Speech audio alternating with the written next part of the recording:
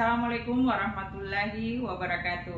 Perkenalkan, saya Siti Subaida, saya asal dari Papua Barat. Saya salah satu mahasiswi di program Pasca Sarjana Magister Manajemen di Universitas Muhammadiyah Makassar. Pada kesempatan kali ini, saya akan mencoba membahas mengenai buku manajemen sumber daya manusia dengan judul buku Human Capital Development. Buku ini pertama kali ditulis oleh Bapak Dr. Edi Jusriyadi, SCMM, bersama Bapak Profesor Dr. Haji Abdul Rahman Rahim, SCMM. Buku ini dicetak pertama kali di tahun 2019 yang mana penerbitnya adalah NEM, anggota IKAPI. Pada sampul depan buku terdapat judul buku, nama penulis, dan gambar ilustrasi yang menjelaskan tentang isi buku. Sedang sampul belakang buku memuat sinopsis beberapa kutipan dari para ahli tentang Human Capital Development.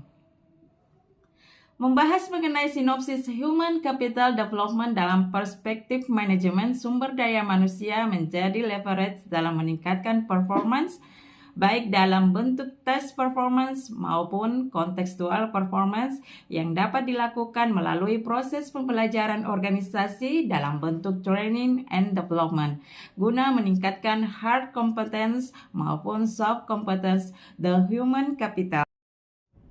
Daftar isi secara ringkas dapat dilihat di sini. Penulis membagi menjadi 8 pembahasan, yaitu 1. Pendahuluan, yang kedua intelektual kapital atau kompetensi, membahas mengenai pengertian intelektual kapital, teori kompetensi, dan jenis kompetensi dosen. Yang ketiga, human resource development, membahas mengenai pengertian, paradigma, dan model HRD.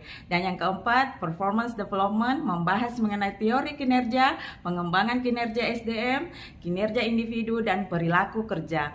Dan yang kelima, membahas mengenai komponen intellectual capital dan teori sumber daya. Keenam, contoh-contoh riset bidang MSDM, membahas mengenai model hubungan antara variabel, karakteristik dosen perguruan tinggi Muhammadiyah, deskripsi kinerja dosen, dan analisis statistik deskriptif.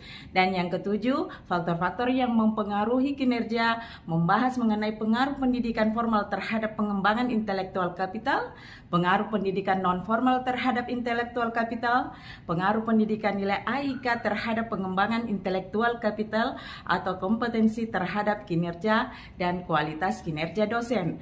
Dan yang terakhir adalah penutup, membahas mengenai kesimpulan, implikasi teoretik dan praktik, proposisi, dan rekomendasi.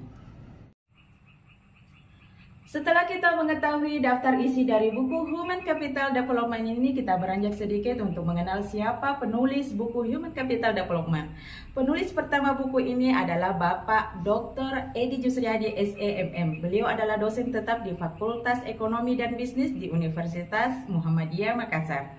Beliau kelahiran Pontonyeleng 1979 dan menyelesaikan studi S3 di tahun 2014 di Universitas Airlangga Surabaya. Hingga saat ini, selain sebagai dosen, beliau juga pernah menjabat sebagai Ketua Program Studi S2 Manajemen di tahun 2016 hingga tahun 2020. Dan hingga kini, beliau masih tetap aktif dalam penelitian, publikasi, dan penulisan buku. Penulis kedua buku Human Capital Development ini ada Bapak Profesor Dr. Haji Abdul Rahman Rahim, SCMM. Kelahiran Sengkang 1963, beliau adalah guru besar di bidang ekonomi dan bisnis dan juga pernah menjabat sebagai rektor di Universitas Muhammadiyah Makassar di tahun 2016 hingga tahun 2020. Selain aktif di pendidikan, beliau juga aktif di keorganisasian, khususnya organisasi Muhammadiyah. Dan beliau juga adalah seorang pengusaha dan hingga saat ini masih tetap aktif menulis buku dan publikasi jurnal, baik jurnal nasional maupun jurnal internasional. Bagi kami, buku Human Capital Development ini sangat baik untuk dijadikan referensi, khususnya bagi teman-teman yang mengambil mata kuliah manajemen sumber daya manusia.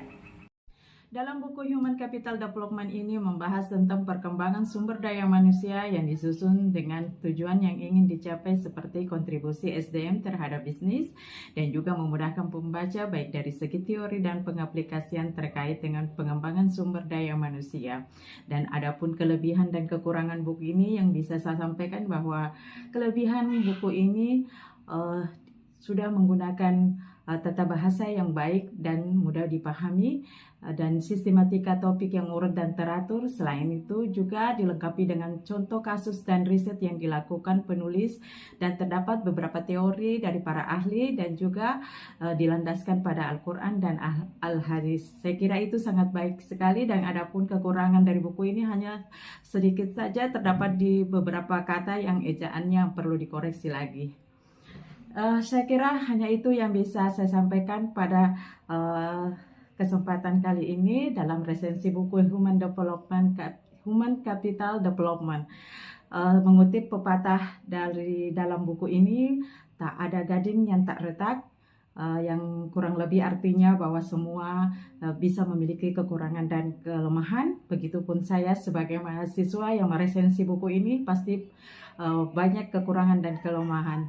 Dan untuk itu saya mohon maaf yang sebesar-besarnya atas kata dan ucap yang tidak sesuai, dan sampai jumpa di tugas-tugas selanjutnya. Saya Siti Subaida dari Papua Barat mengucapkan billahi fisabilil haq fastabiqul khairat. Wassalamualaikum warahmatullahi wabarakatuh.